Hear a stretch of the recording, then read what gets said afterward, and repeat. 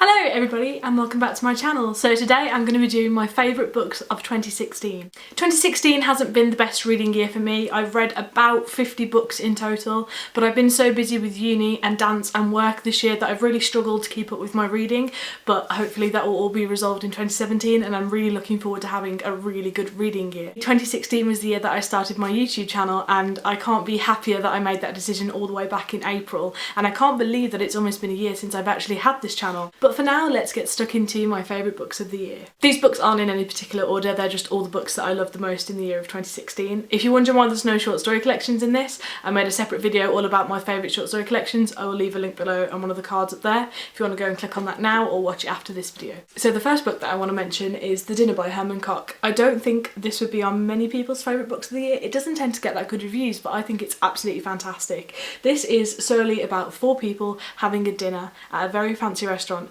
and talking about a terrible act that their sons committed. The premise is that the 2 boys were actually caught on CCTV and only the parents recognise them. They have not been recognised by the police or any members of the public, so it's up to them to decide whether to turn them into the police or not. It's definitely one of the most entertaining reads that I had in 2016. Speaking of the themes of parental life in The Dinner, my next favourite book I actually can't find anywhere, but it is The Tidal Zone by Sarah Moss, which I think will be on quite a lot of people's favourite books of 2016. It's an absolutely fantastic character study about a man called Adam, his wife Emma, and their 16-year-old daughter Miriam, and the other daughter Rose. Miriam suffers a essentially cardiac arrest, and the doctors don't really know why, but they do think that it could happen again at any time, and obviously you can see what effect that would have on a parent and how Adam deals with that. It's a really interesting relationship that Adam and Emma have. Adam is a stay-at-home dad, he does all the cooking, cleaning and washing, and Emma is a doctor, she's out most of the time, and I really love that role reversal. I think it's really modern and up to date and just how, you know, life should be. It's completely up to the parents to decide how they want to run their home. What I liked most about that book was just having that different perspective. A lot of the books that I read are from teenagers or young adults, and it was nice to get something from a parent. Obviously I'm not a parent myself. Just seeing that dynamic was really intriguing, and I just absolutely adored that book.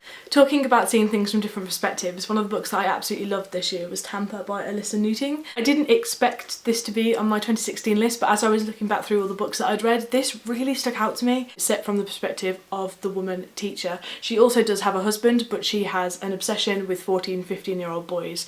A very sick concept, but something that I am interested in. I find books about sex and sexuality really interesting. It's really important when reading books like this and when writing them too to remember that this should not be romanticised. This is illegal, and I think Alyssa Newting did that in a fantastic way. It was certainly not looked at as this glorified thing, even though the character herself was obsessed with these boys. I thought it was a really interesting character study, and I think anybody who likes that sort of book or is intrigued by that sort of human psyche, you should totally give this a read. The next book that I read is the first thing that I actually read in 2016, and that is Grief is a Thing with Feathers by Max Porter. This is about 2 young boys and a dad who live in a London flat and they have to deal with the sudden loss of their mother. It is akin to Ted Hughes' poetry collection Crow, which I haven't actually read, but I don't think you necessarily need to read that to enjoy this, but I imagine it would just sort of enhance the story a little bit more for you. I found this really heartbreaking. It really encaptured what it feels like, I would imagine, to feel this sort of intense grief. I'm very fortunate I've never had anybody that close in my family die,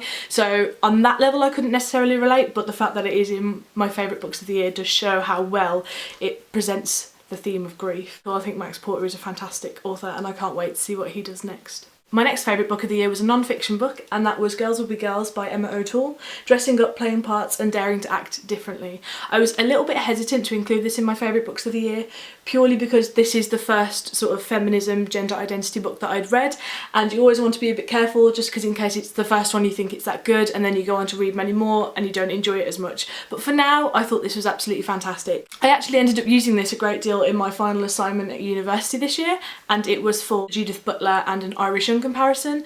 They wrote essays about gender performance and throwing like a girl, and it's a really interesting concept to me, and I think this did an excellent job. It's almost like a beginner's guide. Emma's writing style is really accessible, and then by the end you realise you're actually reading quite complex information, but it doesn't feel like that necessarily. I really like the metaphorical language of gender being this performance. I really think this is something that everybody should read in their life. I really enjoyed this. The next book is something that I've just recently finished, and I'm so glad that I finally have, and it is Ali Smith's Autumn.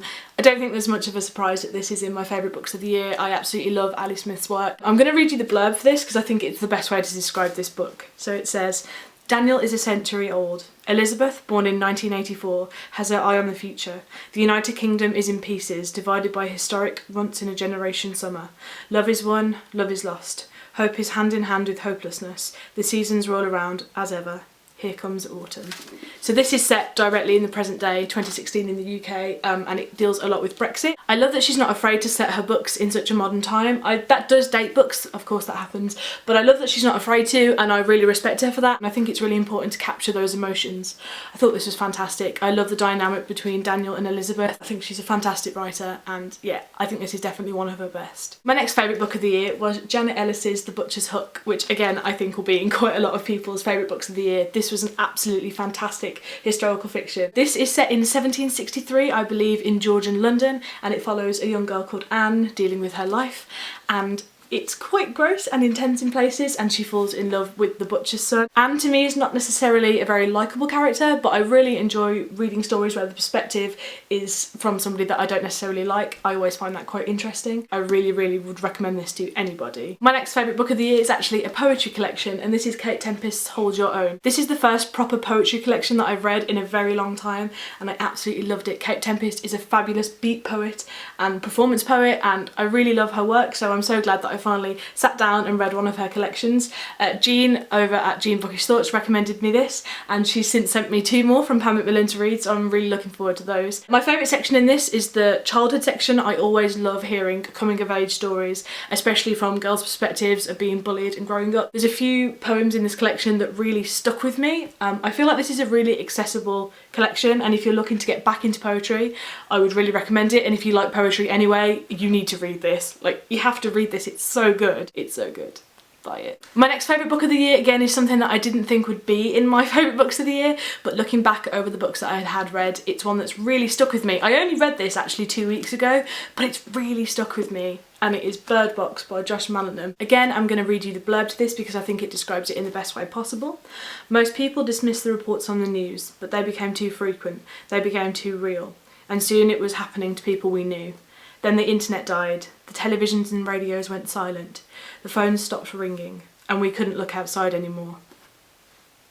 Yeah, I know. We follow the character of Mallory, who has 2 children that we don't really know much about, and the book opens with them deciding that they're gonna paddle up a river. We have to remember that they are going to be blindfolded the entire time. It's, you know, something that humans naturally are frightened of, is the unknown. It does jump back and forwards in time to when this first started happening and back into present day, and there's about a 4-year gap. If that concept sounded interesting to you, then I promise you, you will not be disappointed. Go and buy this book. And finally, my last favourite book of 2016 is possibly the best book that I feel that I read this year, but I can't really put them in any order, but it is Bodies of Light by V.H. Leslie. This is a fantastic book that jumps back and forwards from, I believe, 1871 and present day, with 2 girls, Kristen in the modern day and Evelyn back in Victorian London.